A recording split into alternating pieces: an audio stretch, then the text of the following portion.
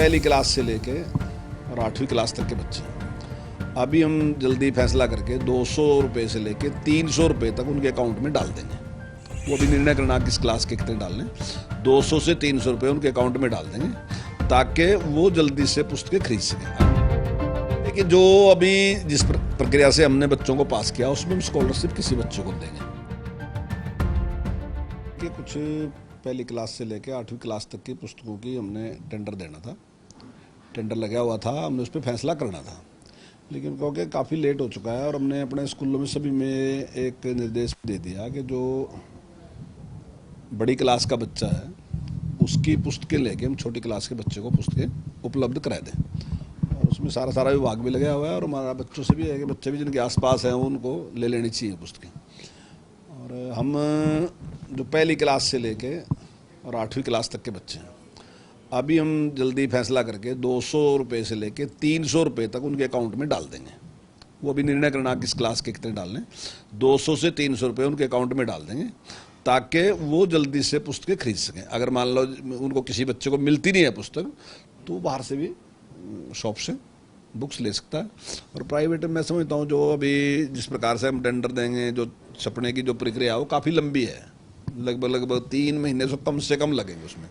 और ऐसे में वो बहुत जल्दी उपलब्ध हो जाएगी उसे, क्योंकि प्राइवेट के लोग जल्दी से काम भी करेंगे, कुछ पुस्तकें होंगी भी निश्चित तौर से दुकानों पे, और कुछ छप भी जाएंगी जल्दी, और कुछ हम जो अपने सीनियर बच्चे हैं उनसे ले भी लेंगे, तो उससे उस समस्या का समाधान। ये पहली से लेके 8वीं क्लास तक के बच्चे जो हैं वो 200 से 300 रुपये, अभी हमने फाइनल नहीं किया कौन सी क्लास के कितने पैसे हैं, जल्दी हम वो फाइनल कर देंगे। सर, कितने छात्र होंगे, कितना पैसा जाएगा इसमें, कुछ आंकड़ा है? नहीं, ये 16 लाख कुछ विद्यार्थी हैं, एग्जैक्ट नहीं बता सकता आपको, 16 लाख प्लस हैं, इतने हैं। ये अभी 40 करोड़ रुपए का हमारा टेंडर था, तो निश्चित तौर से हम जो भी जितना भी बनेगा ये तो वो हम पैसा डाल देंगे। इससे पहले क्या प्रक्रिया थी, आप जो पैसे डाले? नहीं, प्रक्रिया तो पहले हम टेंडर करते थे, इस प्रकार से पुस्तक छपती थी टाइम पे, लेकिन कोविड की वजह से सारा सिस्टम जो है वो गड़बड़ हो गया। जो हमने टेंडर किया था वो लेट हो गया और उसके बाद उसके रेट बढ़ गए, तो उसकी वजह से वो पुस्तकें छप नहीं सकी, इसलिए दोबारा टेंडर करना पड़ा। लेकिन हमने उसके लिए विकल्प ये निकाल लिया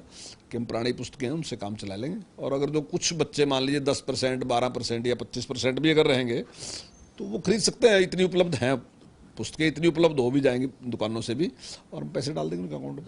नहीं, देखिए, जो अभी जिस प्रक्रिया से हमने बच्चों को पास किया उसमें हम स्कॉलरशिप किसी बच्चे को देंगे, लेकिन अगर कुछ बच्चे दोबारा से पेपर देना चाहते हैं, वो इस परिणाम से संतुष्ट नहीं है और वो कहते हैं कि हम तो दोबारा पेपर देना चाहते हैं, तो हम ऐसे बच्चों का पेपर ले लेंगे, परिस्थिति सामान्य होने पर उन बच्चों का पेपर ले लेंगे। और अगर उनमें कुछ बच्चे ऐसे टॉपर हैं तो निश्चित तौर से उनके स्कॉलरशिप के बारे में विचार करेंगे।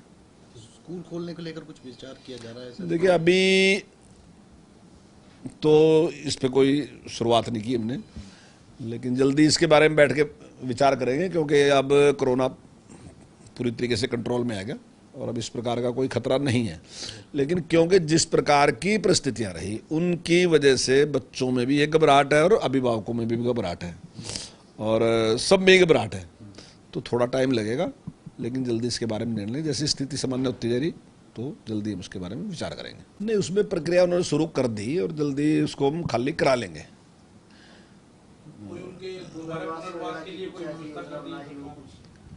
देखिए, अभी तो कोई इस प्रकार का निर्णय नहीं लिया गया, लेकिन भविष्य में देखते हैं कि इस प्रकार का निर्णय होगा। पर मैं समझता हूँ इंसानियत के नाते उनके साथ जो हुआ ना, जो भी अधिकारी उस टाइम थे जिन्होंने इस बात की कोई चिंता नहीं की, तो मैं समझता हूँ उनके खिलाफ भी होगा एक्शन होना चाहिए। जो लोग तो उस पर भी विचार करेंगे, क्योंकि इस प्रकार से 10,000 घर वहाँ बने हैं, तो कुछ तो वहाँ अधिकारी होंगे जिनकी जिम्मेदारी होगी, उन्होंने इस प्रकार की चिंता नहीं की है, तो उसकी भी निश्चित तौर से एक बार पड़ताल करेंगे किस प्रकार से इतनी बड़ी संख्या में लोग बस गए और उनको फिर दोबारा तोड़ना ये आसान काम नहीं है। मतलब कोर्ट का आदेश है, हमने उसका पालन करना, लेकिन एक मुश्किल काम है 10,000 घरों को तोड़ना। कोई मतलब बहुत पीड़ा होती है, बहुत दुख होता है इस बात का।